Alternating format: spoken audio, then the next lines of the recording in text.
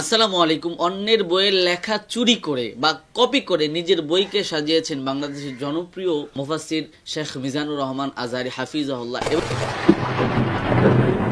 এরপর প্রশ্ন হচ্ছে, শেখ মিজানুর রহমান আজহারী সাহেবের লেখা এক নজরে কোরআন বইটি নিয়ে যথেষ্ট সমালোচনা চলছে, এভাবে আপনার মন্তব্য কী?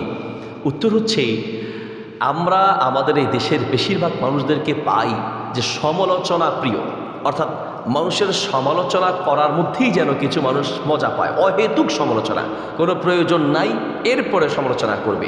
এটা অধিকাংশ ক্ষেত্রে আমরা দেখি যে মিজানুর রহমান আজহারী ভাই, ডক্টর মিজানুর রহমান আজহারী সাহেব ছাড়াও বাংলাদেশের অনেক ওলামা একরাম আছেন যাদের ব্যাপারে একদম প্রয়োজন নাই, শুধুমাত্র হিংসা থেকে, শুধুমাত্র বিদ্বেষ থেকে, শুধুমাত্র কারো জনপ্রিয়তা দেখে, শুধুমাত্র কারো প্রশংসা দেখে আমরা অনেকে আগুনে বেগে জ্বলে উঠি, যার কারণে সমালোচনা আর কিছু না পেলে নিজেরা সমালোচনা করে না কোনো পয়েন্ট তৈরি করি। অধিকাংশ ক্ষেত্রে আমরা দেখেছি যে মিজানুর রহমান আজহারী সাহেবের এক নজরে কোরআন বইটার সমালোচনা করছেন।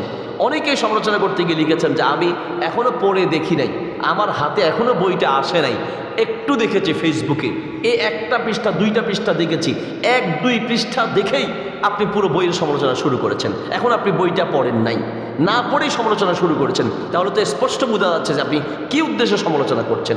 আপনার যদি তার প্রতি আসলেই ভালোবাসা থাকে, যদি তাকে সংশোধন চান বা জাতিকে সংশোধন করতে চান, তাহলে তো আপনার উচিত আগে আপনি বইটা পড়বেন, আপনি দেখবেন ভালো করে, এরপর চেষ্টা করবেন ওনার সাথে যোগাযোগ করার। হয়তো ভাইয়ের সাথে যোগাযোগ করা যায় না, তাহলে ওনার মামা আছেন, ওনার আশেপাশে যারা লোক আছে তাদের সাথে আপনি যোগাযোগ করে তাদেরকে আপনার যে নজরে ভুল পড়েছে সেটা আপনি জানানোর চেষ্টা করবেন।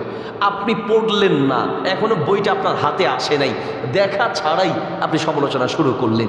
এই জন্য আমাদের এই দেশে মেধাবী যারা তারা থাকতে চায় না, কিছুদিন পরেই দেশ ছেড়ে চলে যেতে চায়, কারণ মেধাবীদেরকে আমরা মূল্যায়ন করতে জানি না।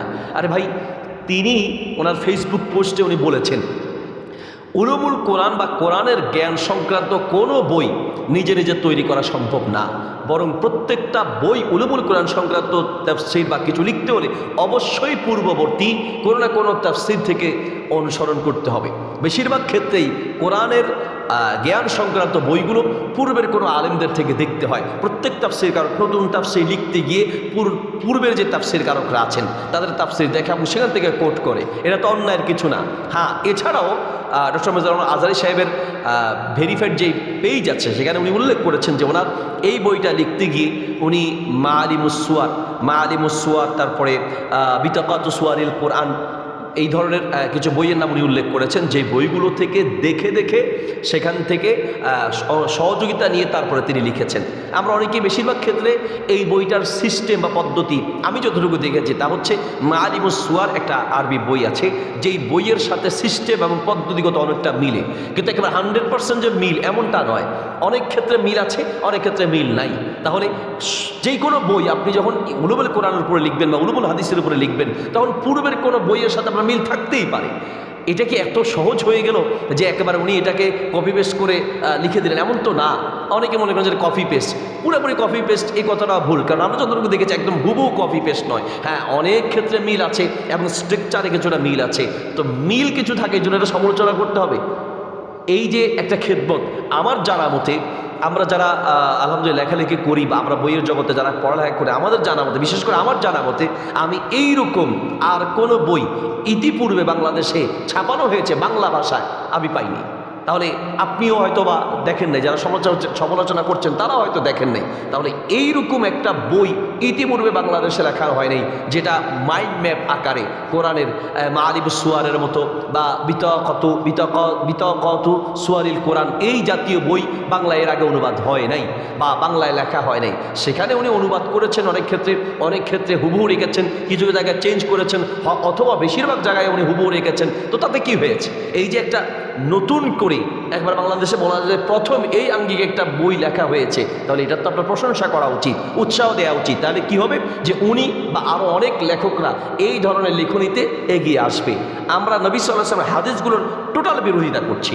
রাসূল সাল্লাল্লাহু আলাইহি ওয়াসাল্লাম বলেছেন, বাশশির ওয়ালা তুনাফিরু, মানুষকে সুসংবাদ দাও, মানুষকে উৎসাহ দাও, মানুষকে নিরুৎসাহিত করো না, ঠিক না? তাহলে এই যে একটা বই লেখা হয়েছে, আপনারা যারা আছেন আগে দেখছেন এরকম কোনো বই?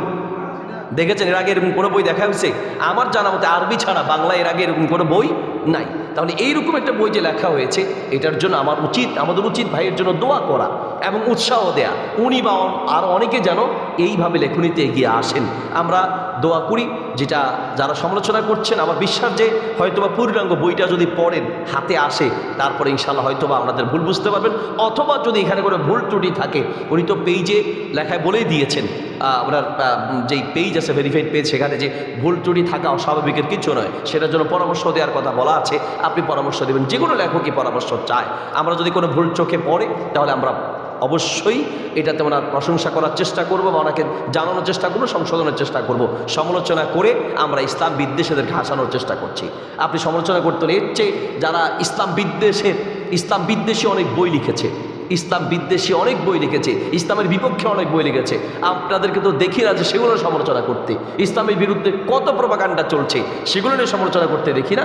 ইসলামপন্থীদের ছোট ছোট ভুল নিয়ে আমরা এমনভাবে সমালোচনা করি যে ইসলাম বিদ্বেষীদেরকে আমরা হাসানোর একটা সুযোগ করে দিচ্ছি।